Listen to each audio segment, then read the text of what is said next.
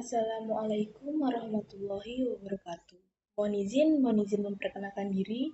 Perkenalkan, nama saya Syafrina Edia Gridatania dari kelas M1B, absen 21, NIT 62251113500092.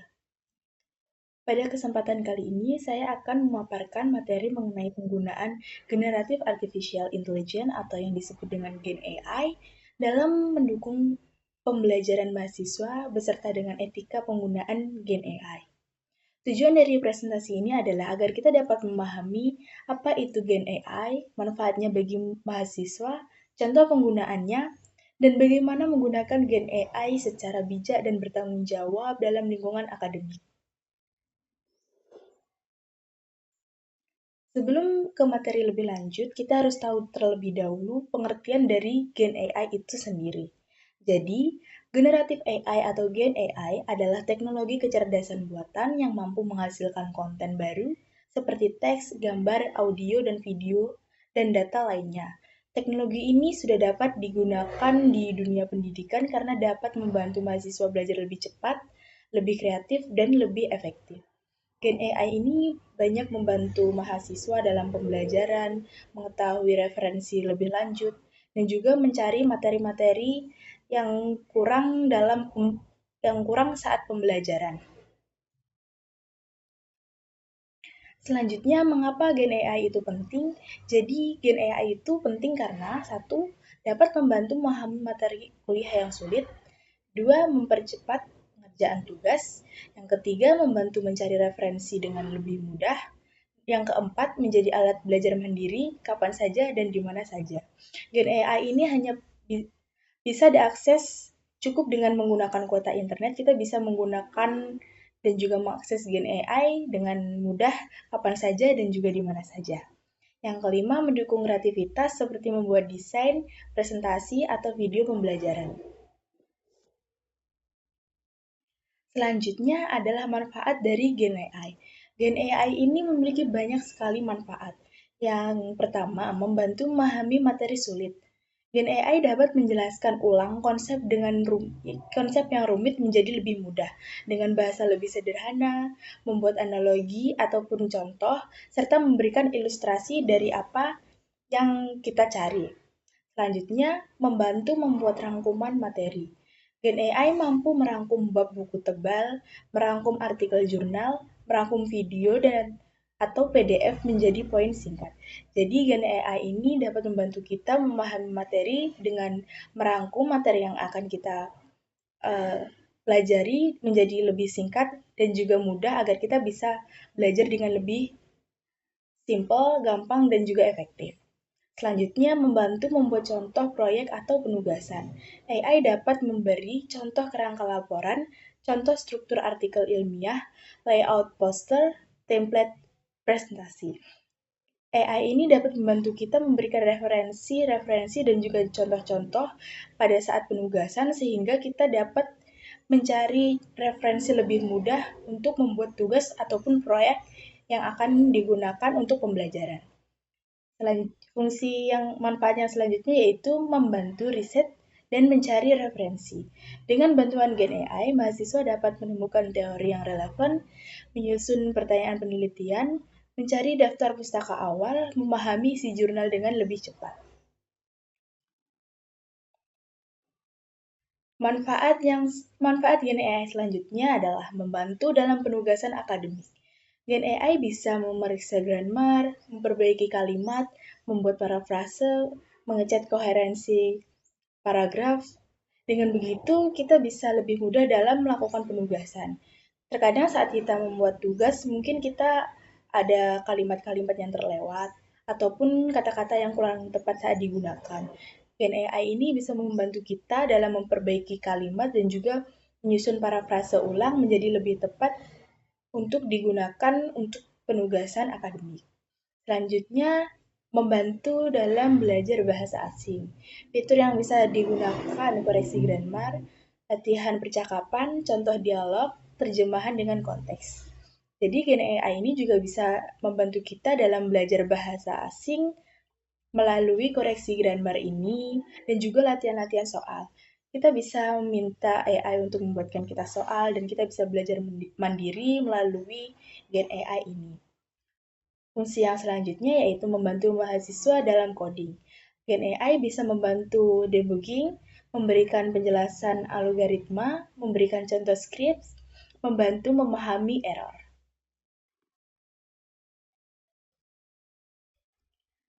Selanjutnya adalah Gen AI yang populer di kalangan mahasiswa, meliputi ChatGPT, Google Gemini, Microsoft Copilot, Perplexity AI, Cloud AI, dan Canva AI.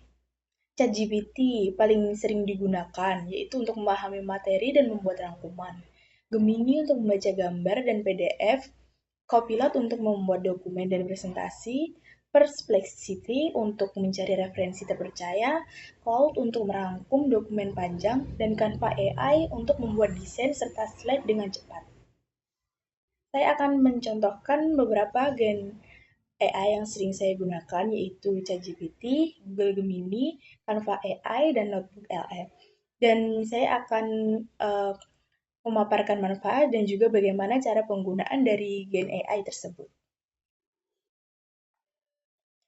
Yang pertama ada ChatGPT. Fungsi dari ChatGPT ini adalah menjelaskan materi kuliah, membuat rangkuman, membantu penulisan tugas ataupun esai, membuat latihan soal, serta membantu coding.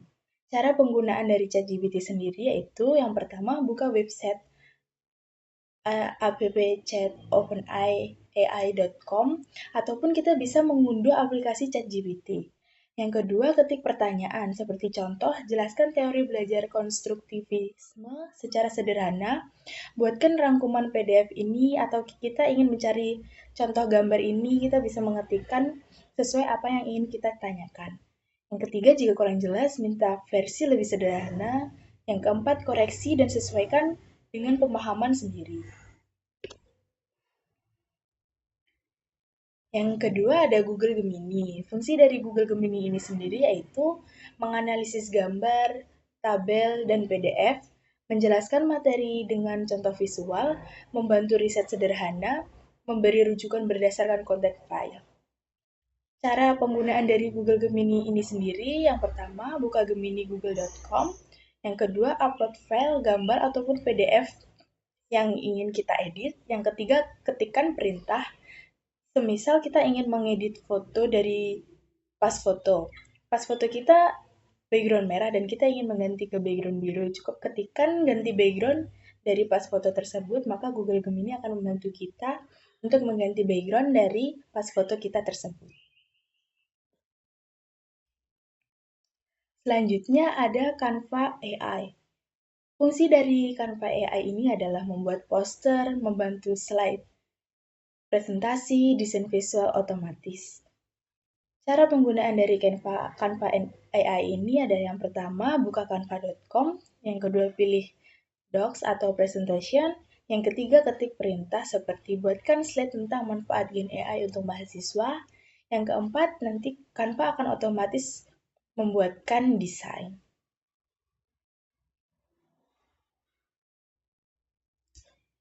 Yang selanjutnya adalah Notebook LM. Notebook LM memiliki fungsi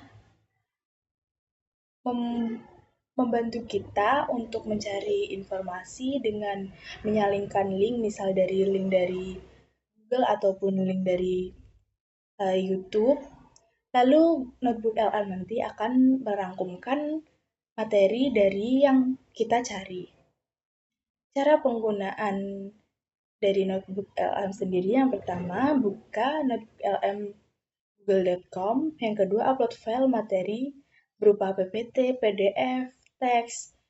Bukan hanya itu, Notebook LM juga bisa mengupload materi melalui dari link Google ataupun link YouTube ataupun tulis tangan kita sendiri. Yang ketiga adalah ajukan pertanyaan. Semisal jelaskan ringkasan pertemuan dari pertemuan kelima, maka Notebook LM akan otomatis memberikan jawaban dan juga merangkumkan apa yang kita cari. Selanjutnya adalah etika dari penggunaan Gen AI itu sendiri. Yang pertama, gunakan sebagai alat bantu, bukan pengganti. Gen AI membantu belajar bukan mengganti usaha mahasiswa. Hasil akhir tetap harus berasal dari pemahaman sendiri. Yang kedua, jujur dalam penggunaan atau academic integrity. Jangan menyalin jawaban AI 100% untuk tugas. Jangan gunakan AI untuk menyontek saat ujian. Laporkan atau cantumkan penggunaan AI jika diminta dosen. Jadi kita tidak bisa menggunakan AI 100% untuk tugas. Kita harus juga mempelajari materi tersebut. Kita jadikan AI untuk referensi, bukan mencontek apalagi saat ujian. Yang ketiga, hindari plagiarisme. Parafrase ulang hasil AI dengan pemahaman pribadi. Periksa apakah tugas mengizinkan bantuan AI. Selanjutnya tidak boleh mengklaim ide AI sebagai ide pribadi. Yang keempat, periksa kebenaran informasi. Gen AI kadang memberikan catatan salah. Dan juga kita perlu mengcek ulang ke buku jurnal, artikel ilmiah, ataupun dari sumber resmi secara langsung. Etika penggunaan AI selanjutnya yaitu jaga privasi dan data pribadi. Jangan masukkan NIM, alamat, data sensitif, dokumen rahasia, foto pribadi tanpa izin. Pastikan data yang diunggah aman untuk diunggah. Semisal kita tidak boleh mengunggah data penting seperti KTP ataupun kartu keluarga ke AI karena takut akan disalahgunakan oleh pihak tertentu. Selanjutnya, gunakan sesuai dengan aturan dosen atau kampus. Jika dosen melarang penggunaan AI untuk tugas tertentu, patuhi. Jika diizinkan hanya untuk brainstorming, jangan gunakan untuk menulis seluruh tugas. Yang ketujuh adalah gunakan dengan etis untuk penulisan akademik. Gunakan AI untuk memperbaiki grammar, ide, dan juga outline, bukan untuk membuat seluruh isi laporan, proposal, ataupun skripsi.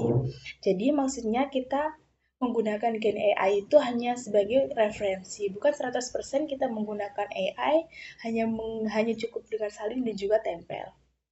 Yang kedelapan, hindari penyebaran konten yang tidak etis. Tidak membuat hoax, fitnah, ataupun memanipulasi gambar atau video, atau yang disebut dengan deepfake. Selanjutnya, tidak menggunakan AI untuk meniru orang lain tanpa izin.